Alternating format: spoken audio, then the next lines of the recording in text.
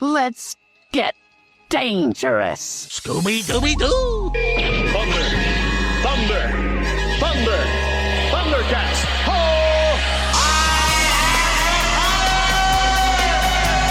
It's a Gundam! And knowing is half the battle. G.I.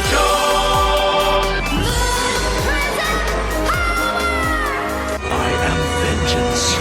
I am the night. I am Batman.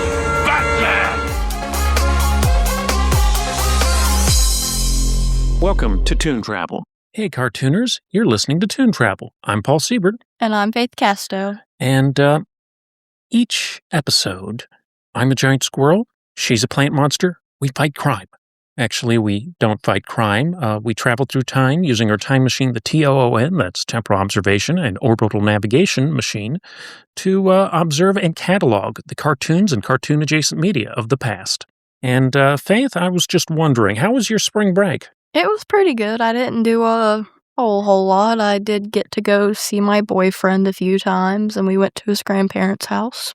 Oh, that sounds nice. My family got to go to Orlando, Florida. Wow. And we went to the water park at Universal Studios. It's called Volcano Bay. That was a lot of fun, and we had some very nice meals. Everything was great, aside from the fact that my original flight was canceled, so I had to rebook and fly out at like 5 in the morning. Oh, wow. We had a good time. But now is the part of the show that I am now going to call the Temporal Detour, where we talk about what non-cartoon and cartoon-adjacent media we've been ingesting.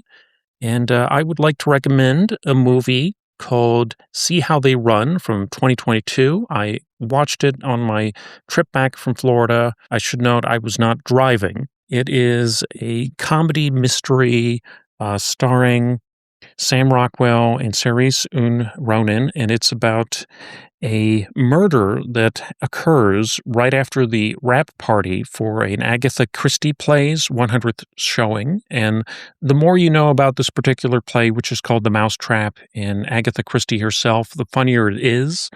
But this one does not spoil The Mousetrap. So it very much stands on its own.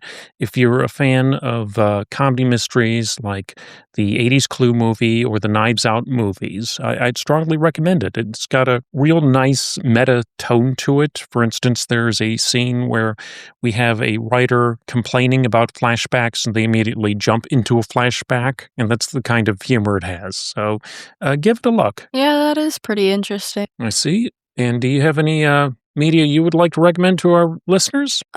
Recently I have watched First Daughter, which is I believe 2008 or 2009 film. It follows the president's daughter. It's not like a real president that we've had. It's like a fictional movie, of course, going through college and just trying to be like a normal, I guess, college student. And she ends up falling for this guy who is actually supposed to be like her bodyguard, but like she felt kind of betrayed about that. And then I actually watched the Dead Poets Society over break. I haven't finished it yet, but it's really good. I've heard nothing but great things about it. So, Faith, we're going to be talking about Courage the Cowardly Dog, but before we do that, I was just wondering, were there any other of the Cartoon Network originals, or cartoons as they were called, that you remember watching from back in the day? I watched Chowder, and I don't know if it's considered Cartoon Network, but I also watched Tom and Jerry as a kid. Well, that was long before the Cartoon Network, but I think they had an original show called Tom and Jerry Tales. Oh, yeah. In the early 2000s. That one too. But I don't think it was considered a Cartoon Network original. Maybe not. But, I watched quite a few of them. I remember really enjoying Dexter's Laboratory and the Powerpuff Girls. And there was a show that I really liked that only ran for 2 seasons, and not a lot of people remember it, called Time Squad. It seems familiar. I don't know if I've watched it. It was about a space cowboy, a boy genius, and a fussy robot, and they would go back in time whenever history was going wrong and try to fix it. So, like in the first episode, they have to help Eli Whitney invent the cotton gin because he accidentally built a bunch of killer robots. Hmm. And there's another episode where they have to convince Beethoven to stick to music because he was considering a career as a professional wrestler. Oh, wow. It was a very funny show.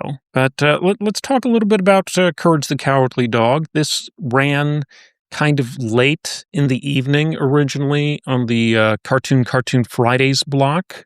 So it was sort of their bridge between the Cartoon Network originals and what would eventually become Adult Swim. You mentioned it was kind of on the scary side? A lot of my friends used to be scared of it as kids, I guess, because of some of the aspects of the shows and, like, what would be considered the villains, but I loved it. Oh, yes. Well, it was a fun show, but it got pretty dark sometimes. There were a few villains that were very scary. But before we talk more about Courage the Cowardly Dog, let's talk about this week's defunct sponsor, Pepsi Blue. Time and time again. Tell people you think about me. Time and time again. You'll think about you. Hey! Crank it up! Pepsi Blue, a fusion of berries with a splash of cola. Pepsi Blue, it's a blue thing. Inspired by the success of Mountain Dew Code Red, this shocking blueberry cola hybrid was introduced in 2002, and it was a mix of cola and berry taste. What specific berry? Well, they didn't actually tell us. It wasn't blueberry. It wasn't blue raspberry. The soda had a color that was not very appetizing. It was comparable to toilet water after you put Tidy Bowl in it. And it was harshly carbonated. They discontinued the cola in North America in 2004, but apparently you can still find it in the Philippines, so someone liked it. That's interesting. Now, I also grabbed a newspaper back when we were in 2002, when the show aired, and on January 1st, U.S. President George W. Bush signed into law the No Child Left Behind Act that was designed to provide financial assistance to schools exhibiting academic improvement and increasing accountability in public schools. However, it was criticized for schools being encouraged to focus their resources on teaching the test as opposed to offering a complete education.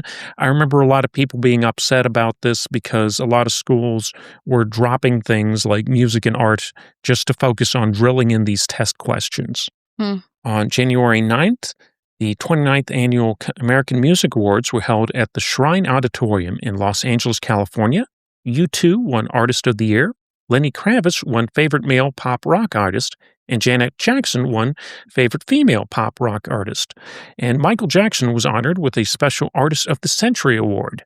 So, big night for the Jackson family. And the number one movie in America was Lord of the Rings, Fellowship of the Rings. Peter Jackson's adaptation of the popular series by J.R.R. Tolkien would win 4 Academy Awards and inspire 2 sequels, as well as the Hobbit series of prequels, making it one of the most important and successful fantasy franchises of the 2000s. Yeah, it seemed to be pretty popular.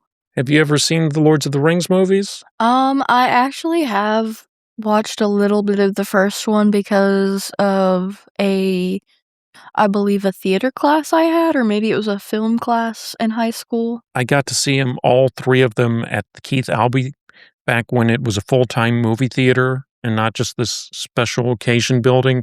It was awesome. That's cool. All right, so let's talk about Courage the Cowardly Dog. In 1995, John R. Dilworth made a short animated film called The Chicken from Outer Space, which was the first ever Courage the Cowardly Dog cartoon. The short ran for 7 minutes and 48 seconds and was nominated for an Academy Award for Best Animated Short in 1996, losing to the Wallace and Gromit short, A Close Save. So, pretty big name year for animated shorts at the Oscars. And in February, 18th, 1996, the short premiered on Cartoon Network's What a Cartoon Show, an anthology of animated shorts that served as the launching pad for many of Cartoon Network's original programs, including Dexter's Laboratory, Johnny Bravo, Cow and Chicken, and the Powerpuff Girls. Chicken from Outer Space was also included as a special feature on the VHS release of Scooby-Doo and the Witch's Ghosts. Courage the Cowardly Dog was greenlit for a television series which premiered on November 12, 1999 as part of the Cartoon Friday block, which aired from 7:30 p.m. until 11 p.m. on Friday nights. The show ran for a total of 52 episodes, with most of the episodes consisting of 2 segments. There were only 2 half-hour episodes, The Towers of Dr. Zalost, which we watched, and The Mask. To promote the show, Cartoon Network used to have animated music videos called Groovies.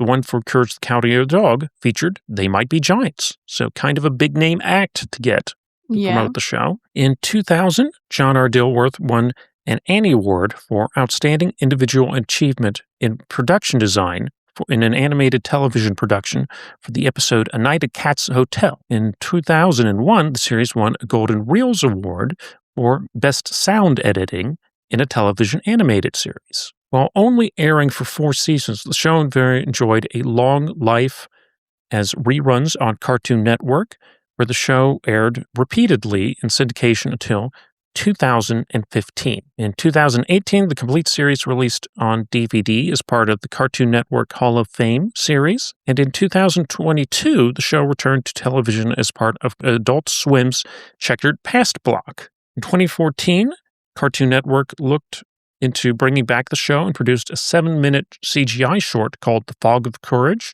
Sadly, the show was not picked up. You can find the short on YouTube. There was also a prequel series proposed in 2018 called Before Courage that never made it to the pilot stage. An animatic for a pilot called Goblins of Litter can be found on YouTube as well. It was actually uploaded by Dilworth himself.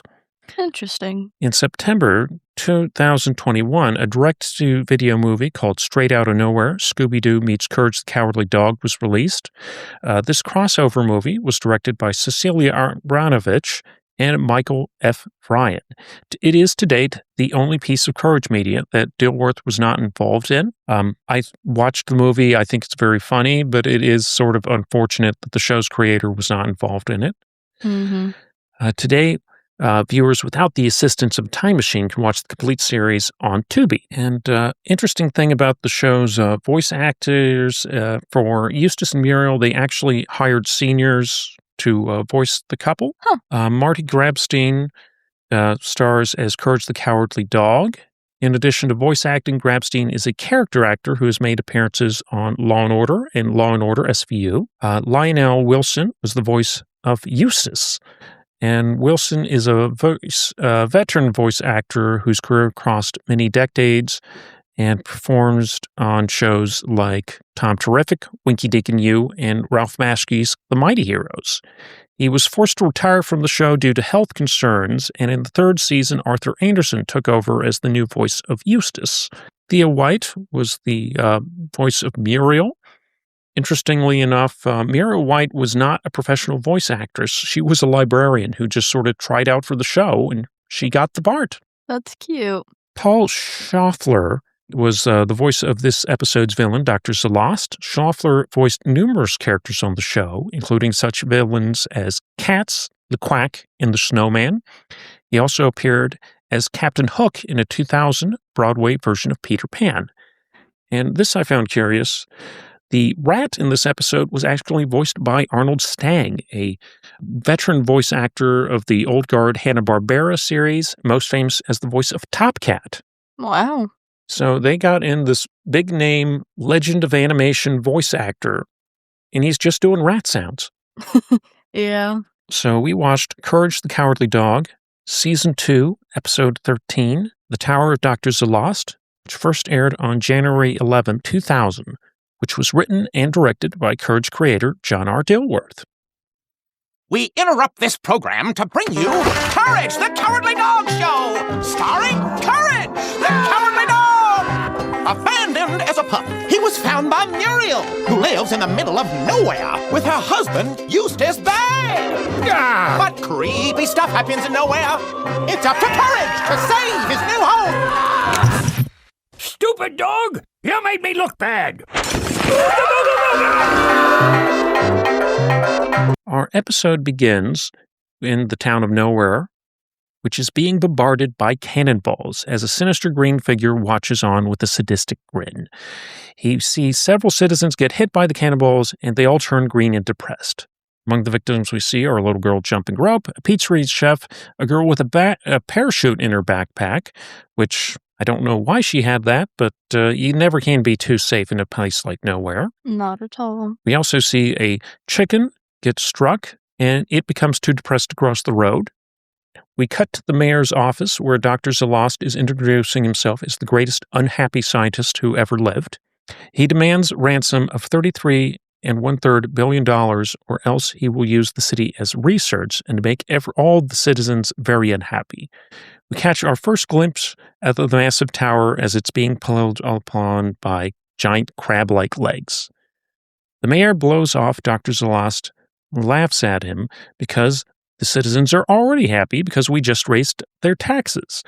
We cut to see a rat firing cannons at the city as Zalost is literally kicked out of the mayor's office. He hits a telephone pole, and Zalost angrily devours revenge.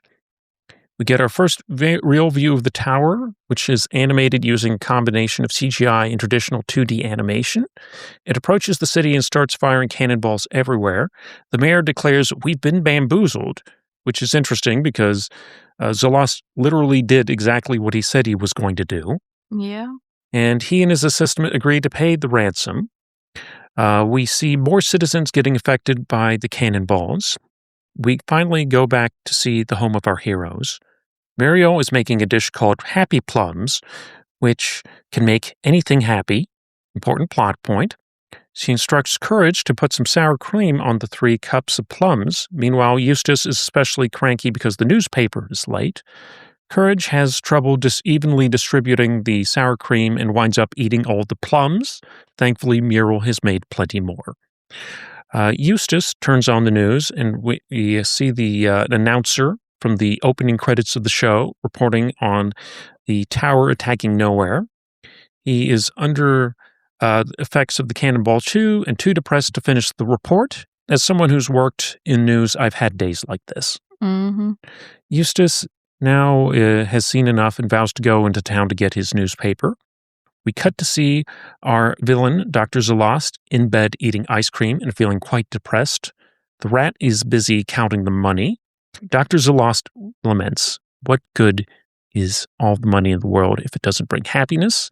And if I'm not happy, nobody deserves to be happy." He asks the rat for a hug to calm him down. The rat gives a half-hearted hug, which Zalost calls out and angrily demands and angrily sends him away. The mayor makes a video call demanding that the citizens be returned to normal. Zalost refuses because the money didn't make him happy. He then offers the rat another chance to give him a hug. We cut to Eustace at the office of the Nowhere News, and he's upset because there is apparently no news today. He calls the staff lazy monkeys and starts to speed off in his truck before he almost hits the tower. He furiously starts to blow on his horn to demand that they get that pile of junk out of the way. Zalost sees Eustace and browbeats his best for missing one of the citizens. He mistakes Eustace for a happy person and declares that if there's one happy person, there must be more than one of them. He orders the rat to go get them. We cut back to the house where Muriel is watching Ghidorah, the three-headed monster, a classic Godzilla movie. So Muriel has great taste. Eustace comes in, and the whole house starts to shake. Courage sees the tower approaching, and he responds by doing this wild take where he has a bunch of eye moles, and you'll just have to take my word that it's very funny. This isn't a gag that's easy to describe in an audio or only medium. Mm-hmm. Eustace gets hit by an unhappy cannonball, but is unaffected. His built-in orneriness makes him immune to emotions. Courage rushes in to try and save Muriel, but arrives just a second too late. She gets hit by cannonballs, depressed. Eustace gets hit by another cannonball and angrily vows to get his mallet.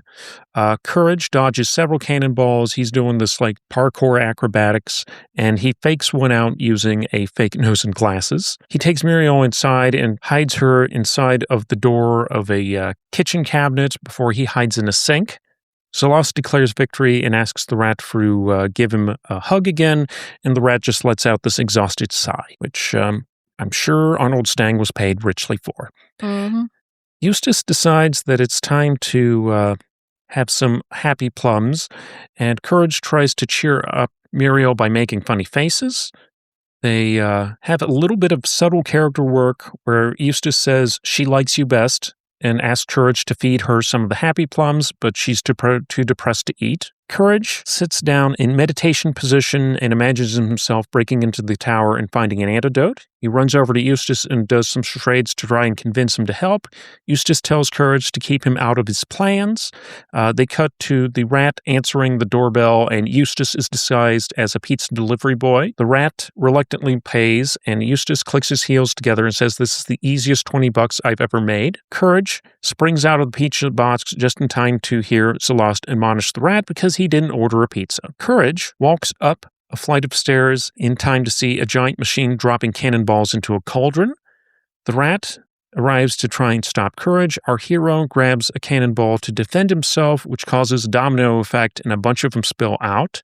One of the unhappy cannonballs hits the rat, which causes him to turn into a terrifying giant monster rat, which has a little tattoo on his arm, which I thought was a cute touch. Mm-hmm. The monster rat jumps high into the air, lunging at Courage. Courage remembers that he has Muriel's plums with him. He flings one of them at the rat monster's mouth, causing it to somehow to turn into a baby rat that's crying. Courage just sort of shrugs off this weirdness. This is probably like the second or third weirdest thing Courage has seen this week. For sure. Courage runs up the flight of stairs only to find Dr. Zalost waiting for him. He gets tied up and placed in front of a cannon. Zalost gives him a chance to turn Muriel back to normal if he can win a game of hangman before the cannon goes off. Courage is comedically bad at hangman and has to buy a vowel. He initially buys an A, which there are 0, and he buys an O, and there are 2 I's in the world. And they end up squabbling because Courage basically gets double charged for the O's. Courage unties himself to pay for the vowels before tying himself back up. So, if anything, Courage is a fair player. Mm-hmm. Courage successfully guesses that the word is boom, and Zalost accuses him of cheating. Zalost fires a volley of unhappy cannonballs, at which Courage dodges. Courage jumps through a hole in the ceiling, but Zalost catches him and dangles him over the cauldron. Courage remembers he has the plums. He throws them at Zalost, which causes the cup to bounce off his head and fall into the cauldron. The cauldron turns pink and starts shooting pink cannonballs everywhere, and suddenly the tower starts to crumble. We see Eustace uncharacteristically worried about Muriel, though he's also worried about his dinner, but he seems genuinely concerned.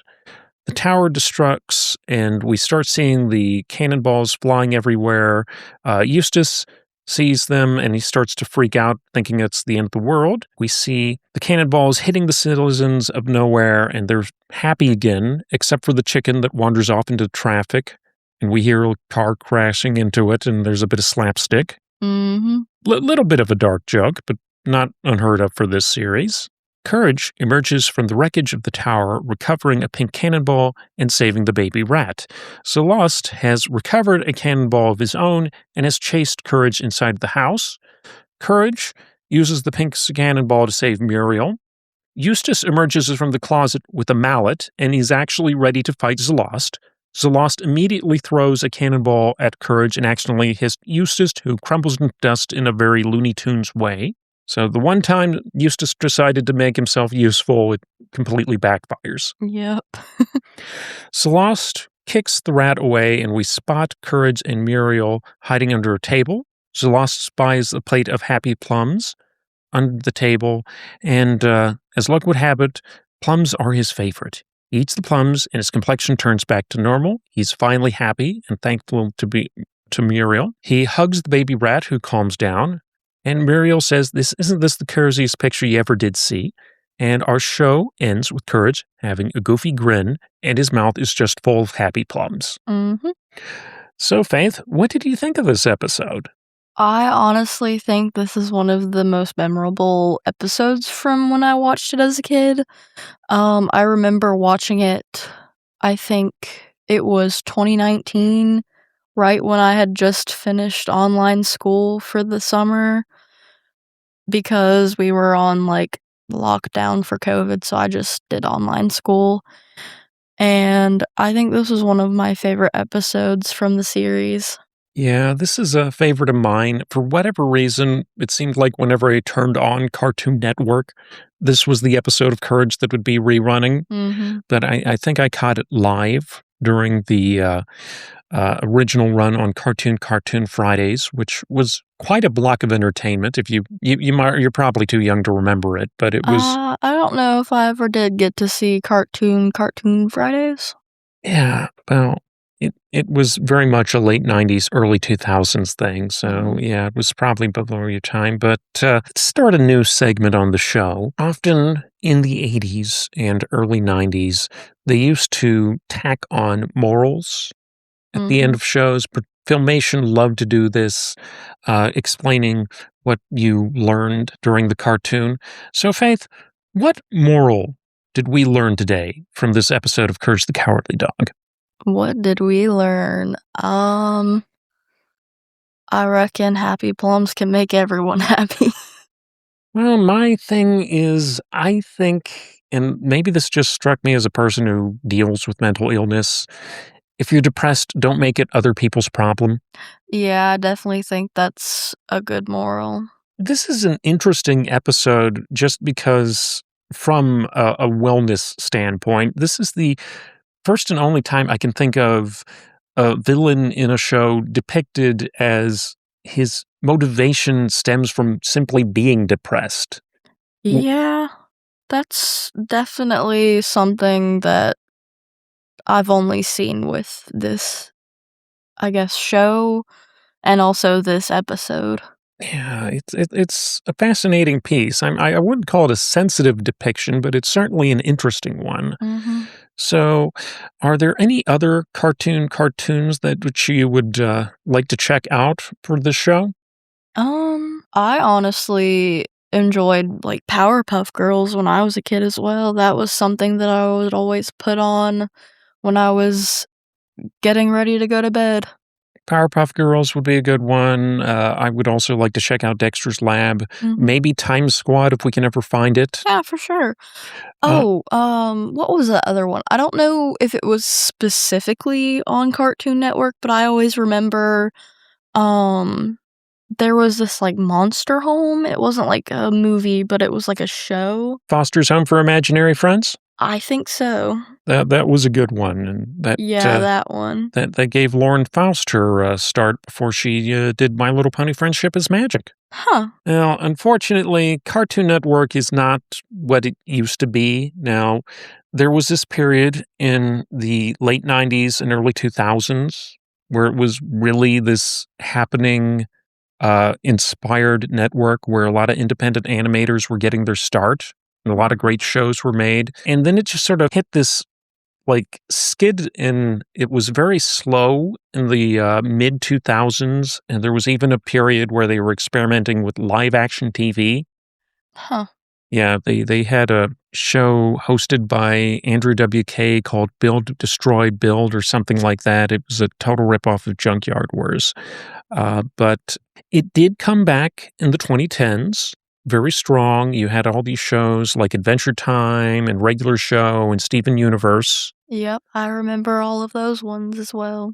And then it just sort of hit the skids again. And some people have blamed streaming. Some people have blamed David Zaslav, the head of Warner Brothers Discovery, for not seeing value in the brand. But unfortunately, it's not what it used to be. But, I'm holding out hope that, Cartoon Network can become strong again.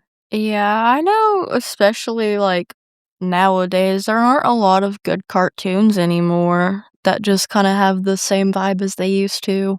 There's I know there's still plenty of talented animators out there. There's a lot of exciting stuff going on independently with shows like The Incredible Digital Circus and Hell of a Boss and Has Been Hotel. Yeah, I have seen those ones, but I don't know. All right. Well, folks, remember to like and subscribe the show if you are following this on YouTube. Also, you can subscribe to us on Apple Podcasts, Spotify, and Pocket Casts if you're on Android devices. And Faith, now it's time to cue up the game show music.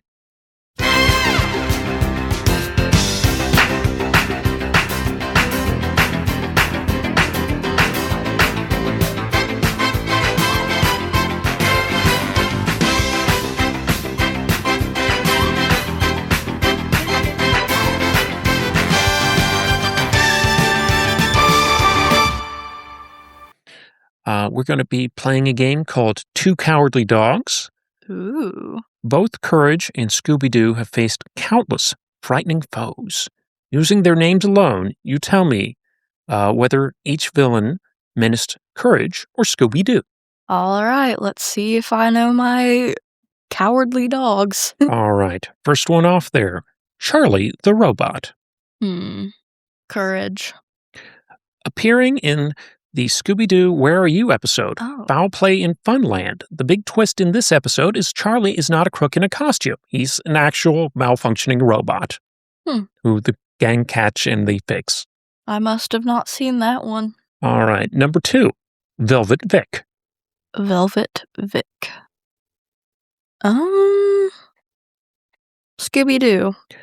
Ooh, you're off to a rough start. Velvet Vic is the ghost of a 50s-era lounge singer who Eustace is a fan of that is trapped inside of Record. He appeared in the Courage the Cowardly Dog episode, Record Deal. So you're off to a little bit of a rough start, but you can still win this. Number 3, Al Capone. Al Capone. Courage the Cowardly Dog. Al Capone is the ghost of a Depression-era gangster who haunted a TV station in the Pup Named Scooby-Doo episode, For Letter or Worse. In true Scooby-Doo fashion, he turned out to be a disgruntled TV star / stage magician in a disguise. So, 0 for 3 so far, but you can still pick up some bragging rights. Number 4, Professor Mean. Professor Mean? I feel like that's a Courage one. Correct. Yes. Professor Mean is a mad scientist who appears in the Courage the Cowardly Dog episode, Curtain of Cruelty. He developed a energy curtain weapon that makes people mean, and Eustace's inborn crankiness made him immune to it, which sounds kind of like the episode we just watched. All right.